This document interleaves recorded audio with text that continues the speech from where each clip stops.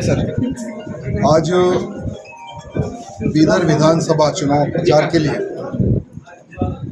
जो हमारे भारतीय जनता पार्टी के कैंडिडेट ईश्वर सिंह ठाकुर जी के प्रचार के लिए मैं तेलंगाना से आया हूँ और पिछले कई दिनों से ईश्वर भैया का नाम जैसा ही अनाउंस हुआ कि भारतीय जनता पार्टी के कैंडिडेट ईश्वर सिंह ठाकुर रहेंगे तो एक बहुत अच्छा एक माहौल बीदर विधानसभा में बन गया।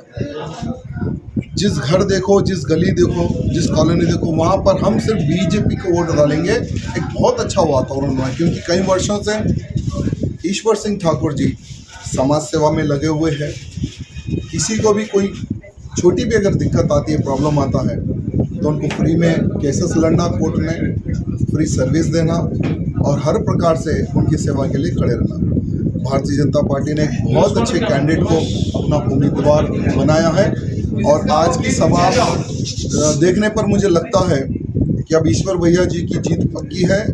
यह जीत को अब कोई रोक नहीं सकेगा और कांग्रेस और बीजेपी में ही लड़ाई है और जनता दल तो सिर्फ वोट काटने का काम कर रही है और जनता दल को वोट नहीं गिरेगा, ये वो कैंडिडेट भी समझ चुका है और मैं समझता हूँ वो प्रचार भी कल के बाद नहीं करेगा क्योंकि अभी कोई उनका प्रचार पूरा ढीला हो चुका है, ये मैंने सुना है।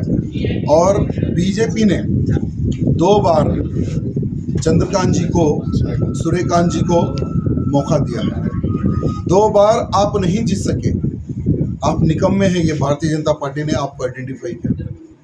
इसलिए इस बार ईश्वर सिंह जी को देंगे टिकट और रहीम खान जो कांग्रेस का विधायक है उसको हराने की अगर शक्ति है तो ईश्वर सिंह ठाकुर में ये सोचकर भारतीय जनता पार्टी ने ईश्वर सिंह जी को टिकट दिया और मैं समझता हूँ 200% ईश्वर सिंह जी यहाँ पर जीत रहे हैं। सर, कांग्रेस का कहना है अगरचे कांग्रेस गवर्नमेंट आई तो बजरंग दल बैन करेंगे बोल के, इसके बारे में क्या कहना है सर आपका? देखिए, कांग्रेस ने अपना मैनिफेस्टो डिक्लेयर किया है। बहुत ही शर्म आती है इनका मैनिफेस्टो देखकर। उस मैनिफेस्टो में उन्होंने ये लिखा है कि हम सत्ता में आएंगे तो बजरंग दल पर प्रतिबंध लगाएंगे। गौ हत्या पर जो बिल बीजेपी ने जो लाया है उसको मिटा देंगे, हटा देंगे। धर्मांतरण पे जो बिल बीजेपी ने लाया है, कानून बनाया है, उसको भी हम हटा देंगे। ये बहुत ही शर्म की बात है।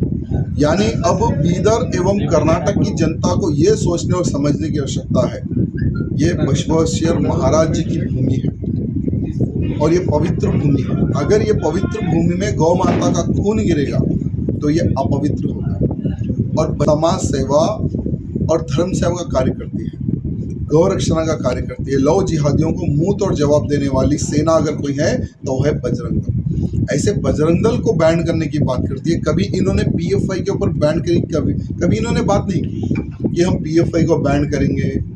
और सिमी जैसे एक आतंकवादी ऑर्गेनाइजेशन था केरला में, कांग्रेसियों द्वारा वो ऑर्गेनाइजेशन का निर्माण हुआ, फुल सपोर्ट रहा। आज वही आतंकवादी एक संगठन बना। जब वो आतंकवादी संगठन के ऊपर बैन लगाया गया, वही पीएफआई का रूप लिया। कभी पीएफआई के ऊपर इन्होंने प्रतिबंध की बात नहीं की। आज बजरंग दल के ऊपर इन्होंने बात करी, ये शर्म की बात है। सर, बीदर के कुछ लोग ये कह रहे हैं कि बीदर में जो है गंगा जमुनी तहजीब है, यहाँ पर सब लोग हिंदू मुसलमान मिलकर रहते हैं, लेकिन राजा सिंह जी के आने से यहाँ का माहौल ख़राब हो रहा है, ऐसा कुछ लोग कह रहे हैं सर। तो उनको क्या जवाब देना चाहिए? देखिए, आज की मेरी आधे घंटे की स्पीच आप देख सकते हैं। ना मैंने हिंदू कहा, ना मैंने मुसलमान कहा। मोदी जी का एक सपना है, सबका साथ सबका विकास। हमने वही बात कही। ट्रिपल तलाक पर बिल लाने वाली भारतीय जनता पार्टी, कांग्रेस कईयों वर्षों से कर्नाटक में राज करी, उन्होंने विचार तक नहीं किया। देश पे राज करी, कभी इन्होंने विचार नहीं किया कि हाँ, जो मुस्लिम्स महिलाओं के साथ जो अन्याय हो रहा है, ट्रिपल तलाक के नाम पर उनके साथ बलात्कार हो रहा है, हलाला हो रहा है, उनकी इज्जत बचाए, उनकी रक्षा करे, कभी कांग्रेसियों ने नहीं सोचा।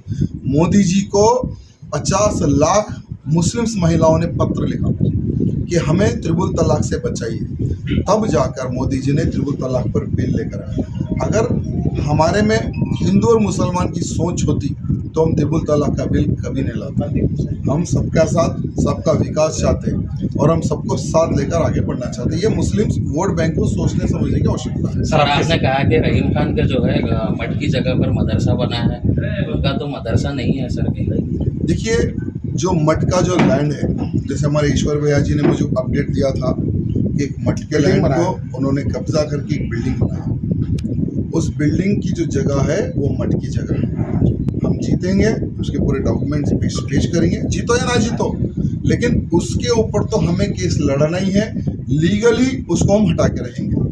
सर इस आपके बार साथ तेलंगाना में सर कितने सीट आएंगे बीजेपी के? तेलंगाना में इस बार बीजेपी की सरकार पक्का, क्योंकि तेलंगाना में वातावरण पूरा चेंज हो चुका है। आपके सभा में भीड़ तो जमाड़ा होता है सर, क्या इस बार बोर्ड में कन्वर्ट हो गए?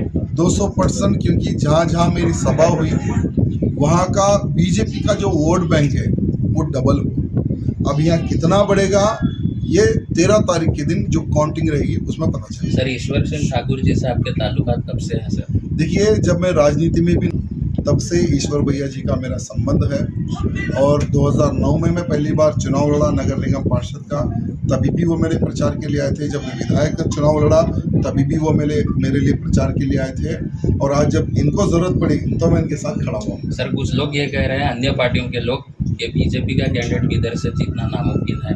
किस तरह से उनकी जीत निश्चित है सर? नामुमकिन को ही मुमकिन बनाना ये बीजेपी का लक्ष्य होता है। किसी ने नहीं सोचा कि 2 MP से आज प्रधानमंत्री मोदी जी की सरकार बन सकती है, अटल बिहारी जी की सरकार बन सकती है। किसी ने नहीं सोचा था कि 2 सांसद आज देश पर राज कर सकते हैं। तो ऐसे ही इधर में कभी बीजेपी का झंडा नहीं लहरा सकता सोचने वालों, ये तो 13 तारीख को पता चलेगा जब काउंटिंग होगी। लेकिन जनता से निवेदन है कि रहीम खान, आप लोगों ने 2 बार उसको मौका दिया, क्या कहते 3 बार उसको आपने मौका दिया, क्या उन्होंने कुछ किया है क्या इधर विधानसभा के लिए? तो इसलिए जनता से निवेदन है, डबल इंजन सरकार की अगर आप विधायक को बनाओगे तो आपको डबल ऑफर मिलेगा, डेवलपमेंट मिलेगा डबल, और जो केंद्र की जो स्कीम होती है, जो राज्य की जो स्कीम होती है, उसका भरपूर आपको बेनिफिट मिलेगा। रहीम खान से आपको कभी कोई बेनिफिट नहीं मिलेगा। सर बीजेपी के सामने कांग्रेस है और आपके बागी उम्मीदवार सूर्यकांत दांगमरपल्ली है, आपका मुकाबला किससे होगा सर? हमारा मुकाबला बीजेपी वर्सेस कांग्रेस में ही है, और जनता दल तो कोई मुकाबले में नहीं है, वो सिर्फ वोट काटने के लिए खड़े हुए हैं। Okay, thank you sir.